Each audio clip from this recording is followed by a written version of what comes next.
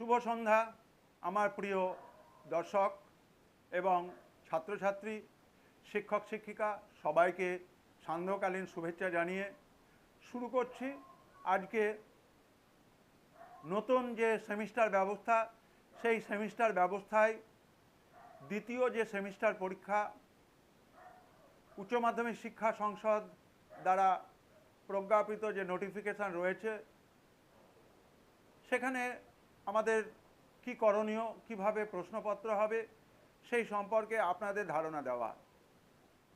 উচ্চ মাধ্যমিক শিক্ষা সংসদ পশ্চিমবঙ্গ সরকারের উচ্চ মাধ্যমিক শিক্ষা দপ্তর তারা বিভিন্ন বিষয়ের শিক্ষকদের জন্য ওরিয়েন্টেশন প্রোগ্রাম শুরু করেছেন। অনেকগুলো বিষয় ইতিমধ্যে ওরিয়েন্টেশন প্রোগ্রাম শেষ হয়েছে, আরও কিছু বিষয় তার ওরিয়েন্টেশন প্রোগ্রাম বাকি রয়েছে। উচ্চ মাধ্যমিক শিক্ষা সংসদের পক্ষে মাননীয় প্রেসিডেন্ট স্যার নির্দেশ জারি করেছেন যে দুর্গাপুজো শেষ হলেই এই সমস্ত ওরিয়েন্টেশন বিষয়ভিত্তিক তার কাজ শুরু হবে। আমাদের বিষয় ইতিহাস। উচ্চ মাধ্যমিক শিক্ষা সংসদের দেওয়া নোটিফিকেশান অনুযায়ী জানতে পারছি যে নভেম্বর মাসে 20 তারিখ এবং 21 তারিখ সারা পশ্চিমবঙ্গের যে 23টি জেলা রয়েছে, সেই 23টি জেলার শিক্ষক শিক্ষিকাদের জন্য অভিমুখকরণ কর্মশালা বা ওরিয়েন্টেশন প্রোগ্রাম অনুষ্ঠিত হবে। মূলত দ্বিতীয় সেমিস্টারে শিক্ষক শিক্ষিকারা কিভাবে প্রশ্নপত্র নির্মাণ করবেন সেই বিষয়টিও আশা করা যায় যে ওরিয়েন্টেশন প্রোগ্রাম সেখানে আলোচনায় থাকবে। আপনারা ইতিমধ্যে উচ্চ মাধ্যমিক শিক্ষা সংসদের যে ওয়েবসাইট রয়েছে সেখান থেকে যে তথ্য পেয়েছেন, সেখানে প্রশ্ন কাঠামো, প্রশ্ন বিন্যাস এগুলো রয়েছে। আমরা প্রথম সেমিস্টারে পুরোপুরি বহু বিকল্প প্রশ্ন এবং তার 7টা উপবিভাগের উপরে ভিডিও আপনাদের জন্য তৈরি করে দিয়েছিলাম। In the light off history, ইতিহাসের আলো ছোট্ট এই ইউটিউব চ্যানেলে আপনারা দর্শক, আপনারা অনেকেই সাবস্ক্রাইবার রয়েছেন। যারা এখনও এই চ্যানেলটি সাবস্ক্রাইব করেননি তাদেরকে অনুরোধ করব আপনারা এই চ্যানেলটি সাবস্ক্রাইব করবেন। এই চ্যানেলের পাওয়া তথ্য বিভিন্ন বিদ্যালয়ের শিক্ষক শিক্ষিকা যারা আপনাদের বন্ধুস্থানীয় বা যাদের সঙ্গে সম্পর্ক আপনাদের রয়েছে তাদেরকে জানাবেন। ছাত্রছাত্রীদের বিশেষভাবে এই চ্যানেলটির যেহেতু ইতিহাস বিষয়ের এবং অত্যন্ত বড় প্রেক্ষাপটকে নিয়ে আমরা ইতিহাসের সঠিক তথ্যগুলোকে বিভিন্ন ধরনের মাধ্যমিক উচ্চ মাধ্যমিক পরীক্ষার ভিডিওগুলোকে এবং বিভিন্ন ধরনের যে ওরিয়েন্টেশন প্রোগ্রামগুলো থাকে তার ভিডিও আমরা in the light off history, ইতিহাসের আলো এই ছোট্ট চ্যানেলটিতে আমরা আপলোড করে দিই। ফিরে আসছি যে দ্বিতীয় সেমিস্টার পরীক্ষা, সেই দ্বিতীয় সেমিস্টার পরীক্ষায় যে চতুর্থ, পঞ্চম এবং ষষ্ঠ এই 3টি অধ্যায় রয়েছে, সেই 3টি অধ্যায়ে 40 নম্বরে যে প্রশ্ন হবে সেটি কিন্তু পুরোপুরি বর্ণনাধর্মী, বিশ্লেষণধর্মী, প্রবন্ধধর্মী। 3টে টাইপ রয়েছে। একটি হচ্ছে 3 নম্বরের প্রশ্ন, একটি হচ্ছে 4 নম্বরের প্রশ্ন, একটি হচ্ছে 8 নম্বরের প্রশ্ন। আপনারা প্রশ্ন কাঠামো বিভাজন উচ্চ মাধ্যমিক শিক্ষা সংসদের দেওয়া ওয়েবসাইট থেকে পেয়েছেন। সেখানে পরিষ্কারভাবে 3 নম্বরের প্রশ্নের কথা বলা আছে। যেহেতু আমরা বহু বিকল্প প্রশ্নের উপর পরীক্ষা নিয়েছি, আমাদের 30শে সেপ্টেম্বর এই পরীক্ষা শেষ হয়েছে। উচ্চ মাধ্যমিক সংসদের দেওয়া বিজ্ঞপ্তি অনুযায়ী 13ই সেপ্টেম্বর থেকে 30 সেপ্টেম্বরের মধ্যে প্রথম সেমিস্টারে 40 নম্বরের বহু বিকল্প প্রশ্ন বা এমসিকিউ এর উপরে যে প্রশ্ন তার পরীক্ষা হয়েছে, ওএমআর শিটে হয়েছে।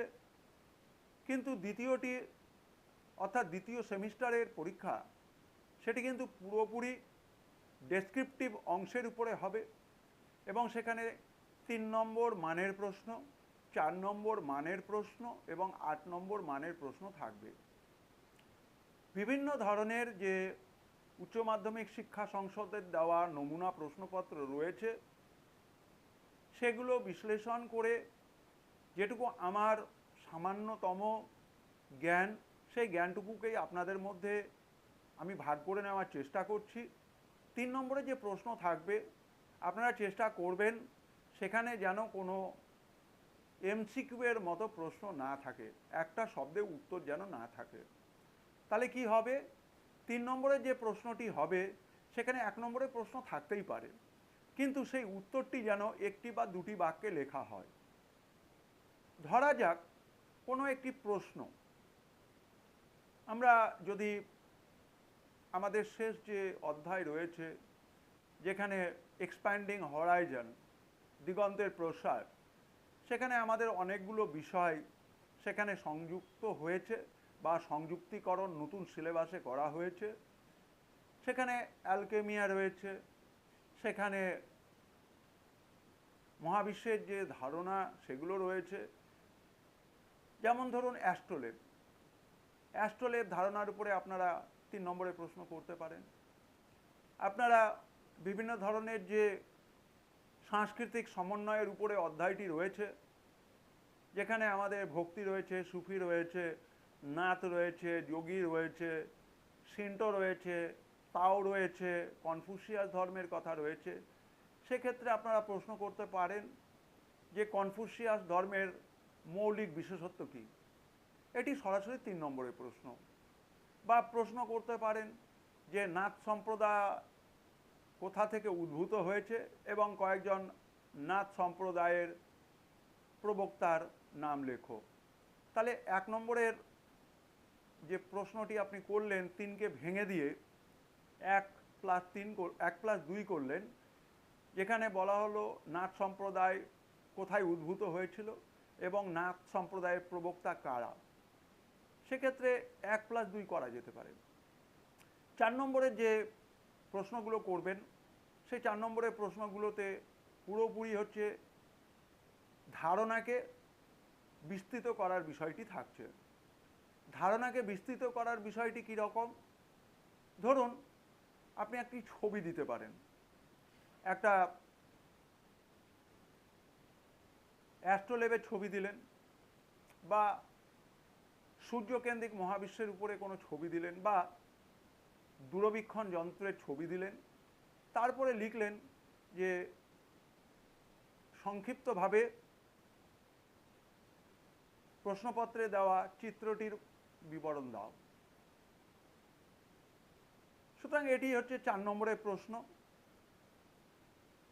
অবশ্যই আপনারা দেখবেন যে কোন অধ্যায় থেকে 4 নম্বরের প্রশ্ন হবে, কোন অধ্যায় থেকে 3 নম্বরের প্রশ্ন হবে, কটি প্রশ্ন হবে, সব কিন্তু বিস্তারিতভাবে বলা আছে। নমুনা যে প্রশ্নপত্র দেওয়া আছে সেখানে কিন্তু যেভাবে আমাদের উল্লেখ করা রয়েছে সেইভাবে কিন্তু আমরা অনুসরণ করব।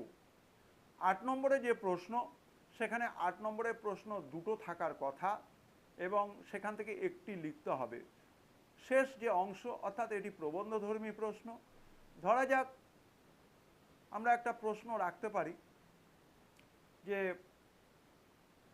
ক্রুসেড বলতে কি বোঝো, ক্রুসেডের মাধ্যমে সভ্যতা সংস্কৃতির সমন্বয় কিভাবে হয়েছিল আলোচনা করো। এটি আমরা প্রশ্ন দিতে পারি 4+4 ভাগ করে, অথবা সরাসরি 8 নম্বরে প্রশ্ন দিতে পারি। ধরা যাক একটি প্রশ্ন আমরা দিলাম, সেটি রয়েছে যে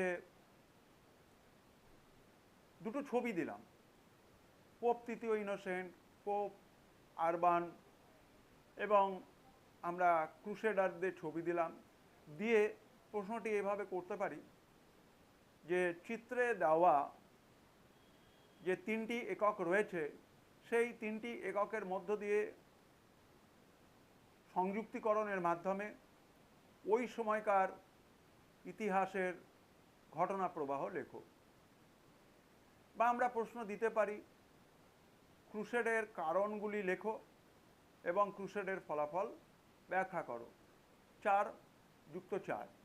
সুতরাং আমাদের দ্বিতীয় সেমিস্টারের যে প্রশ্ন কাঠামো সেখানে 3 নম্বরের প্রশ্ন থাকছে, 4 নম্বরের প্রশ্ন থাকছে এবং 8 নম্বরের প্রশ্ন থাকছে। সুতরাং আপনারা যে 4 নম্বরের প্রশ্ন রয়েছে সেটিতে খুব সম্ভবত 20 নম্বর সর্বমোট রয়েছে।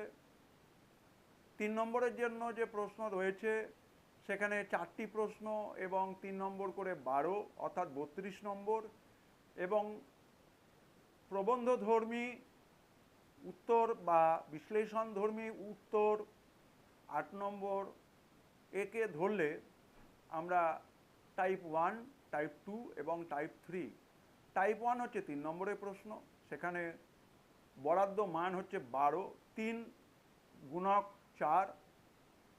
4 নম্বরে যে প্রশ্ন রয়েছে সেখানে 5টি অর্থাৎ 4 গুণক 5 20, এবং 8-এর জন্য যেটা রয়েছে সেটা হচ্ছে 8 গুণক 1 অর্থাৎ 8। এই হচ্ছে সর্বমোট 40 নম্বরের দ্বিতীয় সেমিস্টারের জন্য বরাদ্দ প্রশ্নপত্রের মান, পূর্ণমান। সুতরাং আশা করা যায় যে আমি আপনাদের দ্বিতীয় সেমিস্টারের জন্য পশ্চিমবঙ্গ সরকারের উচ্চ মাধ্যমিক শিক্ষা সংসদ যে পাঠ্যসূচি বিন্যাস করেছেন সেগুলো যথেষ্ট পরিমাণে অধ্যয়ন করে আমার যেটুকু সাধারণ জ্ঞান আমি অর্জন করতে পেরেছি সেই সাধারণ জ্ঞানটুকু প্রশ্নপত্র রচনার ক্ষেত্রে কিভাবে আপনারা কাজ করবেন সেই বিষয়টিকে আপনাদের সামনে ভাগ করে নেওয়ার চেষ্টা করলাম। In the light off history, ইতিহাসের আলো, এই ইউটিউব চ্যানেলটি হয়তো আমি আপনাদের জন্য ভিডিওগুলো আপলোড করে থাকি আপনাদের মনের কথাগুলো, আপনাদের জিজ্ঞাসা বিষয়গুলোকে প্রাধান্য দিয়ে ছাত্রছাত্রীদের বিভিন্ন ধরনের যে অসুবিধেগুলো সেই অসুবিধেগুলোর কথা মাথায় রেখে এই ভিডিওগুলোকে আমি সম্প্রচার করি। আশা করি আপনারা আমার সঙ্গে সূচনা লগ্ন থেকে ছিলেন, আজও রয়েছেন, আগামী দিনেও থাকবেন। আপনাদের এই ছোট্ট চ্যানেলটিকে আশীর্বাদ করবেন। আজকে আপনাদের জন্য শুভেচ্ছা জানিয়ে শেষ করছি। শুভরাত্রি।